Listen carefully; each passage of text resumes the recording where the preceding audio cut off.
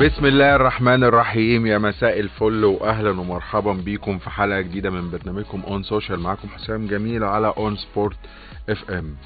حلقتنا النهاردة فيها كلام كتير وكواليس كتيرة جدا جدا جدا هنتكلم عليها، وكمان عندنا كلام كتير جدا في الترند واللي بيحصل، وفي مفاجآت كتير كانت الاسبوع ده.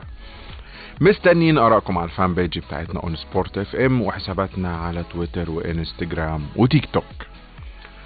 كالعادة بنبدأ حلقتنا بالترند، والترند الاول في العالمي اسبوع ناري في الدوري الانجليزي. يا جماعة الدوري الانجليزي سابق الدوريات الكبرى اللي حواليه بمسافات كبيرة قوي. يعني انت عندك ماتشات كتير جدا فيها اثارة، متعة، كرة قدم حقيقية بتتقدم، عندك تفاعل هستيري يعني الفانتزي. كمان اللعيبة نفسها كل اسبوع بعيد عن متعة كرة القدم عندك احداث كتير جدا بتقعد تتكلم وتشوفها وتعيشها، ودي حقيقة متعة في حد ذاتها. الترند الاول الدوري الانجليزي كان بدأ بمباراة ليفربول، واللي شهدت صلاح جاب هدف صحيح، ضربة الجزاء صدت لكن شاطها بعدها وجد. لكن ليفربول ما يطمنش، وده اللي الناس اتكلمت عليه على السوشيال ميديا. هو ده ليفربول؟ الناس اللي بتتكلم في الكورة، الجمهور العادي، الخبراء، هل ليفربول يقدر ينافس لنهاية السيزون؟ الإجابة صعبة جدا. الثلاثي اللي اعتمد عليه يورجن كلوب في الهجوم هو صلاح، دياز، جوتا في الماتش. جوتا مش المهاجم يعني الفاز اللي هو يعني انت رحت جبت نوناز، طب كنت تديله الموسم ده. كمان لو جيت خالص من بداية الملعب يعني من حراسة المرمى، أليسون يعني بداية الماتش عمل غلط، ادي 1-0 الحكم لغى الجون، بعد كده جون تاني، وكأن الدفاع كان فيه اصرار انه لازم يخش فيهم جون الاول، يعني لازم يجي فينا جون يا جماعة عشان نلعب. ليفربول كان غريب جدا. ففيرجيل فان دايك كمان في ماتشات بيظهر فيها انه مدافع كبير جدا، في ماتشات عادي. ف يورجن كلوب لازم يراجع حساباته. من الماتشات الجميلة كمان الاسبوع ده توتنهام ما يعني عمل مباراة حلوة جدا مع مانشستر يونايتد. مانشستر يونايتد انا بس برونو يعني خلاني ابص له الاسبوع ده نظرة كده. هو كان الماتش ده فيه ايه؟ يعني برونو انا حاسس ان هو بيخرج الكرة من رجله من باب ان هي تخرج من رجله، يعني حتى الشوطة حتى الباصة مش ده برونو اللي الناس بتحبه. يعني هو لاعب افضل من كده بكتير، وتوتنهام لازم نديله حقه. توتنهام عمل ماتش حلو جدا، وبصراحة في عناصر كتير في الفريق المدرب اعاد اكتشافها. وبعدين ان انت تطلع لاعب عنده 21 سنة وتعمل بيه الاداء ده كله بابي سار، لا الفريق يعني كان عنده ثلاثي نص ملعب في الماتش ده، سواء بابي سار او بيسوما او هولبرج. التلاتة بصراحة عملوا ماتش كبير جدا جدا. مانشستر يونايتد مع تنهاج يعني لا قديم، يعني زي ما بنقول لا جديد يذكر ولا قديم يعاد. الفريق لا نفس منهج الموسم اللي فات. هم وصلوا لمرحلة متقدمة مش دي اللي كانت مع اللي قبل كده، لكن تنهاج لازم يقعد مع الملاك وتتحل المشكلة. لو هيبيعوا الفريق وهم منتظرين انهم يبيعوا النادي زي ما اتقال في مراحل قبل كده، يحاول يقول لهم لا لازم نرجع ننافس، لان السنة دي الدوري الانجليزي في منافس قوي اسمه نيوكاسل، وفي منافس اقوى اسمه ارسنال، وعندك مانشستر سيتي، وعندك ليفربول، وبتتكلم في توتنهام. فانت هتبقى بعيد، يعني حتى هتوصل لمرحلة البعد. فارسنال لازم كمان ارسنال عمل صفقات، يعني انت كمانشستر شوف صفقات ارسنال وشوف صفقاته، لا مانشستر بعيد جدا. استون فيلا الاسبوع ده رجع، يعني هنا الدوري الانجليزي يا جماعة لا يتوقف عن الاثارة. استون فيلا اتغلب الاسبوع اللي فات خماسية من نيوكاسل، راح رد عليها برباعية الاسبوع ده، والضحية كانت ايفرتون في مباراة من طرف واحد كان الطرف الاصلي نيوكاسل. وانا عفوا استون فيلا. وانا متحمس جدا لمرحلة امري، ان التجربة بتاعته مختلفة وبيعيد اكتشاف نفسه فيها، وبيثبت كل يوم عن يوم انه مدرب ثابت على الارض، وبيثبت للناس انه مدرب كبير جدا جدا. الماتش كمان اللي كان الناس بتتكلم عليه في الترند كان تشيلسي. خسارة على ايد ويست هام بطل دوري المؤتمر، وديفيد مويس ماشي معهم حلو جدا، وكمان بداية مش احسن حاجة الكاسيدو، الراجل اللي اتكلمنا عليه الاسبوع اللي فات كان محور الصراع ما بين تشيلسي وليفربول. كاسيدو تسبب في ضربة جزاء وكان فيه تفاعل رهيب، وهو ده الراجل اللي مدفوع فيه الرقم الكبير. لكن لازم الناس برضو تكون عارفة ان مش هتحكم على صفقة من اللحظات الاولى او مشاركتها في البدايات. مانشستر سيتي يعني بعد جولتين حصد العلامة الكاملة، وفشل نيوكاسل انه يجيب اهداف، والمباراة خلصت 1-0. وكان الكلام في الترند على لقطة جوارديولا مع المشجع اللي هو قاعد يقول له ما تيجي، طبعا بهزار يعني، كان بيهزر، ما تيجي انت تدرب مكاني. فالفيديو انتشر انتشار رهيب جدا. الترند التاني ليونيل ميسي كل ما بيلعب بتلاقي الاسماء الاساسية على كل التطبيقات هي ميسي، على البلاتفورم كله هو ميسي. ومش بس اسم ميسي، تلاقي اسم الاسطورة، وتلاقيه الاعلى تداول، يعني عربيا، اوروبيا، في امريكا، في اوروبا، في امريكا الجنوبية، في امريكا الشمالية. يا جماعة ده بيحصل كل اسبوع، وشوفنا قد ايه تغيير الخريطة بالنسبة لكرة القدم الامريكية. يعني ما كانش الام ال اس اللي هو الدوري الامريكي لكرة القدم ما كانش منتشر الانتشار الرهيب اللي ميسي عمله. ميسي عمل نقلة لامريكا او الولايات المتحدة الامريكية في كرة القدم مش بالشكل اللي الناس متصوراه، ابعد بكتير. يعني تصور ان مثلا الفجر يوم الخميس امبارح الناس كلها مستنية ميسي هيعمل ايه، والفريق متأخر 2-0 وريمونتادا، والفريق يتعادل وبعد كده يكسبوا بضربات الجزاء. جنون عمله ميسي مع انتر ميامي، جنون اللي بيحصل. ودلوقتي ده يعني شفنا قد ايه انتشار الفيديو ان بنت ديفيد بيكهام نازلة مع ميسي. تصور الحجم التداول، تصور التفاعل، تصور الحسابات بتاع انتر ميامي بقت عاملة ازاي. الراجل ده بعيد عن انه قفل اللعبة، هو عمل كل حاجة للشهرة. انت عايز حجم شهرة كبير جدا، جبته دوري غير كل حاجة. ولو كان ميسي كمان ظهر او راح اي دوري تاني هيشهره برضه وهيزوده. هو في مكان لوحده على اللي احنا شايفينه. وبعدين الناس عمالة تعد بطولاته، يعني 44 بطولة مع الأندية المختلفة. ففريق ضايع وفي تخبط وكل شيء غلط، لاعب واحد راح غير كل ده، هو ميسي.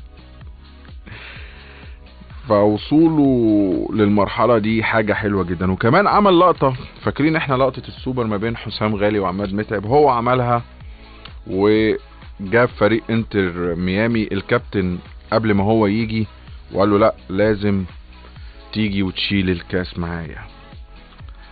ففعلا خريطة الكورة بتتغير بقدوم ميسي. لا، معلومة صحيحة بنسبة 1000%. الترند الثالث ريال مدريد كل الناس كانت متخوفة. يعني انت كنت قاعد بتتفرج على الماتشات الودية ويا جماعه ريال مدريد هيعمل ايه من غير كريم بنزيما؟ كورتوا اتصاب يا جماعه، وريال مدريد هيعمل ايه من غير كورتوا؟ ظهر بقى لاعب غير الموازين في الغيابات، يعني انت مش خايف على ريال مدريد في وجوده. بيلينجهام خطف كل الانظار، يعني كل الناس قاعده منتظره بيلينجهام هيعمل ايه.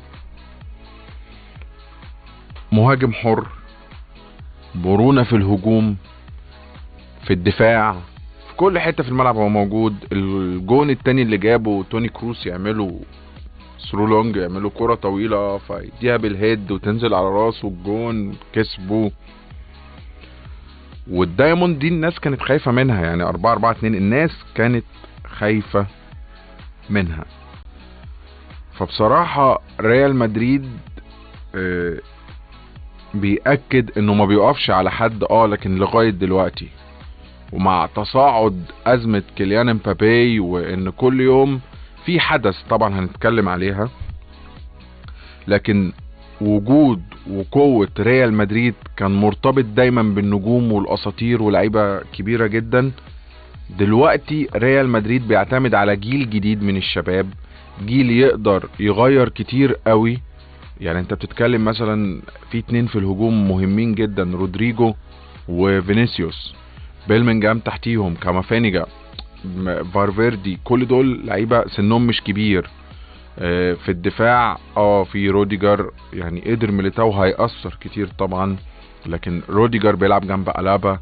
كارفاخال انا شايفه بادئ الموسم كويس على عكس التوقعات، يعني كارفاخال كان دايما في ريال مدريد بيبتدي سيء وينهي كويس، دلوقتي لا، بدأ كويس والله اعلم هينهيها بالشكل اللي هو عامل ازاي. هل زي المواسم اللي فاتت؟ فده اللي نشوفه. فانشلوتي طبعا كمان صرح انه الانتقالات خلصت، فريال مدريد هيلعب بدون مهاجم.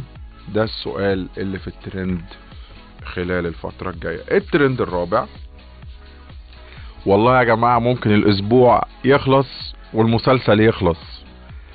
كيليان امبابي الترند الرابع، كلام كتير قوي. بصوا يا جماعة، انا في وجهة نظر كده بدأت اشوفها على السوشيال ميديا. ايه هي؟ في تعمد من بيئة كيليان امبابي، من المقربين، من الاشخاص اللي بيديروا حياته، منه هو شخصيا، انه يفضل في جدال صريح. لكن المشكلة، هل ريال مدريد هيفضل مكمل في المسلسل ده ويقول والله احنا تمام، وكل اسبوع وكل يوم وكل شوية الكلام علينا فاحنا زي الفل؟ ما اعتقدش ان نادي بحجم ريال مدريد يقبل بده. طب هل باريس سان جيرمان كل يوم تضارب كلام اداري وفني، والتصويت انه ما يبقاش كابتن الفريق اللي عمله انريكي، كلام بيتقال كتير؟ هل ريال مدريد او باريس سان جيرمان قابلين بكل الكلام ده؟ الطبيعي لا، لانهم اندية كبيرة ما تقبلش ابدا ان اسمهم يبقى كل يوم في الصحافة بشكل مغاير. فالمرحلة الجاية هيبقى فيها كلام كتير جدا. هو اسبوع الحسم، يعني امبارح سكاي سبورت نيوز قالت انه هيجدد ل 2025. فهل كل سوق انتقالات هيبقى فيه مسلسل وسيناريو وتتر بداية وتتر نهاية؟ اعتقادي ان لازم الامور تتحسم، لان ريال مدريد اسم كبير جدا، ما يقبلش ان كل مرة اسمه يرتبط بلاعب يوصل لمرحلة انا جاي انا مش جاي، وهو اصلا صفقة مش مضمونة بالنسبة للفريق، يعني جايز يغير رأيه زي ما حصل الصيف اللي فات. وباريس سان جيرمان اللي بيحصل ده تخبط اداري، خاصة ان باريس بدأ يفكر غير السنين اللي فات، يعني بعد عن ان انت تجيب لاعب تقيل جدا او سوبر ستار. بدأنا نشوف ديمبلي نجم، كولومواني نجم، التفكير بدأ يختلف. ده كان كلامنا في الترند. بعد الفاصل عندنا كلام كتير جدا في صح وغلط، خليكم معانا ان شاء الله نرجع نكمل كلامنا بعد الفاصل. نكمل كلامنا. انتوا لسه بتسمعوا اون سوشيال مع حسام جميل على 93.7 اون سبورت FM، صوت الرياضة في مصر. انتوا لسه بتسمعوا اون سوشيال مع حسام جميل على 93.7 اون سبورت اف ام، صوت الرياضة في مصر.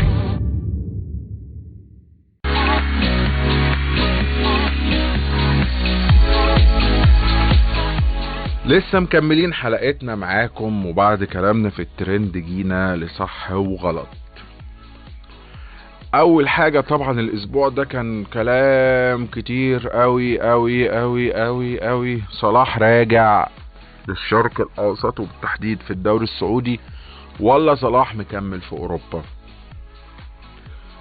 في معلومات الصحافة في دوري روشن بتقول لا هو جاي الاتحاد السعودي، وفي ناس بتقول لا الصحافة الانجليزية بتقول هو قريب جدا من انه يكمل في اوروبا، وبيستندوا دايما لمعلومة وكيل محمد صلاح رامي عباس. قال لو احنا كنا عايزين نمشي ما كناش جددنا الموسم اللي فات.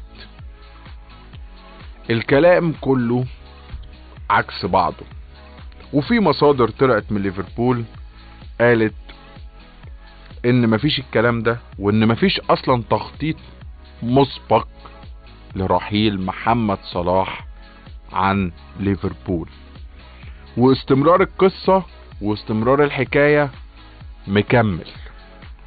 طيب ايه القرار الحالي؟ القرار الحالي انه مفيش بديل مناسب يقدر يملى مكان صلاح في ليفربول، وحتى في السوق معرفش ليفربول هياخد ده. ليفربول لو خد 150 مليون يورو مش هيعرف يجيب بديل لصلاح في السوق، عشان نكون واقعيين. يعني عمالين يقولوا اصل ليفربول هياخد رقم فبيضغط انه يمشي صلاح. كلام فيه تضارب كبير، لان انت مش هتفرط في لاعب بحجم وامكانيات صلاح وانت ما عندكش البديل المناسب ليه. ده اول حاجة. تاني حاجة، صلاح كقيمة كبيرة جدا وكلاعب كبير جدا وكأسطورة وايقونة للنادي، التفريط فيه مش بالسهل كده يا جماعة. يعني الناس ما تفتكرش انه ليفربول حتى لو جايله رقم، لا ده في عوائد مادية وفي بيع تيشيرتات وفي حقوق صور، في فيلم كبير جدا. فالفيلم مكمل. الصحف في الشرق الاوسط بتقول شيء والمصادر بتقول شيء، واوروبا بتقول انه، او في انجلترا بالتحديد، مفيش بديل يملى مكان صلاح. نكمل مع المحترفين، والمرة دي الكلام على احمد حجازي. احنا موضوع احمد حجازي قريب شوية الموضوع طارق حامد، ماشي. مش هيجيبوا حد، لا هيجيبوا، لا ده بيفاوضوا ماركينيوس من باريس سان جيرمان، بيفاوضوا لاعب كبير من اوروبا وهيقولوا لحجازي شكرا. لا يا جماعة مفيش الكلام ده هيفاوضوا لاعب محلي وهيجيبوه بديل لأحمد حجازي. ده الاتحاد هيستغنى عن أحمد حجازي. في الآخر مفيش حاجة حصلت. هو ليه يا جماعة بنقعد نخمن ونقول أخبار مش صح وأخبار ملهاش مصدر؟ هل الاتحاد السعودي أعلن، نادي الاتحاد السعودي أعلن بوضوح إنه مش عايز حجازي؟ لا. وحجازي قال إن محدش قال لي مصيري مرهون بالتعاقد، محدش اتكلم معايا أصلا، محدش قال لي الاستغناء. وموضوع اصل في مفاوضات من النادي الاهلي. طب هل النادي الاهلي هيفاوض حجازي وهو لسه ما اطمنش على مستقبل حجازي رايح فين ولا جاي منين؟ ما هو الطبيعي انه هيشوف مثلا هو حجازي ماشي، وبعدين بدأت تطلع اخبار ده الاهلي اجل التفاوض مع مدافع لغايه ما يشوف موقف حجازي. هل نادي الاهلي اللي هينافس على كل البطولات دي بيفكر بالشكل ده؟ ففي كلام كتير. الاصح ان حجازي لغاية دلوقتي مع الاتحاد السعودي، مع نادي الاتحاد السعودي، وربنا يوفقه وتجربته وتكمل على خير لانه لاعب يستاهل كل خير. سوزا كوستافو لاعب جامبوك هايونداي بطل كوريا الجنوبية. جامبوك بطل كوريا الجنوبية قالوا انه فتح الطريق لسوزا عشان يوصل النادي الاهلي، وان النادي الكوري دلوقتي في موقف ضعف، لان اللاعب قال مش هجدد، وبالتالي عقده ينتهي في ديسمبر الجاي. طب ايه اللي بيحصل؟ اللي بيحصل ان النادي الاهلي قعد مع وكيله في كذا جلسة، واعتقادي ان الاهلي او كولر بالذات متمسك، مارسيل كولر متمسك باللاعب او المهاجم ده. طبعا في تداول لارقامه، فالناس بقى بتهزر، اصله ارقامه مش مخيفة، اصله مش ده المهاجم اللي يجي النادي الاهلي. اصل يا جماعة لازم تبص على ارضية الملعب الاول وتشوف هو هيضيف للنادي الاهلي ولا لا. فالمدرب شايف انه يضيف للنادي الاهلي، خلاص هو المدرب رهانه عليه. فالصفقة قريبة ممكن من النهاية، هنشوف بقى النهاية لصالح النادي الاهلي ولا النادي الكوري هيتمسك باللاعب، ولا اللاعب ممكن الاهلي يقول مثلا هنمشي نفسنا لغاية يناير، بس هيبقى في كاس عالم للأندية والاهلي بيقول انه عنده بديل ليه كصفقة مهاجم كلها. من ضمن برضو الكلام اللي اتقال ان، ودي رابع حاجة معانا في صح وغلط، موسى ماريجا لاعب الهلال السعودي السابق واللي استغنوا عنه، ان في كلام عليه وفي تقارير ربطت انه يجي النادي الاهلي. النادي الاهلي اكيد حاطط ميزانية معينة مرتبطة بالمهاجم. هل دلوقتي الراتب بتاع موسى ماريجا اللي هو يوصل ل4 مليون يورو صح انه يجي النادي الاهلي والنادي الاهلي يديله الرقم ده؟ ما اعتقدش ان النادي الاهلي هيدي اللاعب الرقم ده في الموسم، حتى لو هو قدم. طب هينزل للنص. فموضوع موسى ماريجا في كلام كتير جدا، لكن مش مرتبط لغاية دلوقتي بقربه او بعده للنادي الاهلي، وده اللي هتوضحه الايام الجاية، خاصة ان صحيفة الميدان السعودية هي اللي قالت ان الاهلي دخل في مفاوضات مع موسى ماريجا هو واندية سعودية تانية. من صح وغلط للحسابات الرسمية، مانشستر سيتي اعلن غياب جوارديولا عن كل الماتشات القادمة بسبب انه عنده عملية عادية في الظهر، وانه مش هيبقى موجود. غياب جوارديولا عن الفريق اعتقد هيكون مؤثر جدا جدا جدا جدا. جوارديولا يا جماعة مش مدرب عادي، يعني وجوده على الخط انا بشوفه مهم جدا، وهيأثر على نتائج السيتي لغاية التوقف الدولي. مش هيبقى مشروع عادي ان مدرب يغيب، لا ده هو الراجل بنشوف قد ايه التفاعل، رياكشناته، امكانيات كمدرب انه بيفضل يوجه اللعيبه باستمرار. هو عايز الفريق سلس في الملعب. فجوارديولا اصابته طبعا في الظهر والعمليه بتاعته هتأثر جدا على مانشستر سيتي الفتره او لغايه فتره التوقف الدولي. تاني حساب رسمي معانا هو بايرن ميونخ، هاري كين. الناس كانت بعد السوبر الألماني بدأت تفكر وتشوف هو هاري كين دي بداية مثالية ليه ولا لأ، لكن هاري كين رد. عجبني جدا انه بعد اللي حصل في السوبر الألماني بدأ بايرن ميونخ يصدر صورة للناس عن هاري كين ان الراجل فت وجاهز وهيبدع، ونشر فيديوهاته على الصفحات الرسمية وعلى الحسابات الرسمية في التدريب وهو بيجيب أهداف. وهنا التمهيد ان انت عندك نجم كبير، وازاي بتوصله للجمهور، وازاي بتقول للناس يا جماعة لا هو الراجل جاي وجاهز وعايز ياخد بطولات. وده تفكير منطقي جدا جدا من الادارة، انها ترفع كمان الضغوط عن اللاعب عشان الجماهير لما تستقبله باحسن صورة وفي افضل مكان. هاري كين بدأ مشواره مع بايرن ميونخ بهدف في اول مباراة واسست وصنع جول. الفرص اللي شفناها من هاري كين في المباراة دي، على فكرة هاري كين هيبقى منافس صعب جدا لهالاند الموسم ده. وهتقولي ليه؟ هقولك ان هالاند فرصة انه يجيب اهداف كتير في الدوري الانجليزي لكن الدوري الانجليزي قوي جدا، لكن هاري كين فرصة المنافسة مع هالاند هتكون اسهل له، لان الدوري الالماني اسهل من الدوري الانجليزي بالنسبة له، وهيكون فرصته في الحذاء الذهبي الموسم ده فرصة كبيرة لهاري كين اكتر من هالاند. فاعتقادي ان هاري كين هيبقى اقرب واحد للحذاء الذهبي. خلصت حلقتنا وخلص كلامنا في الترند والحسابات الرسمية وصح وغلط. كان معكم حسام جميل في اون سوشيال على اون سبورت اف ام. نلتقي الاسبوع القادم على خير، الى اللقاء. استنونا في حلقة جديدة من اون سوشيال مع حسام جميل على 93.7 اون سبورت اف ام، صوت الرياضة في مصر.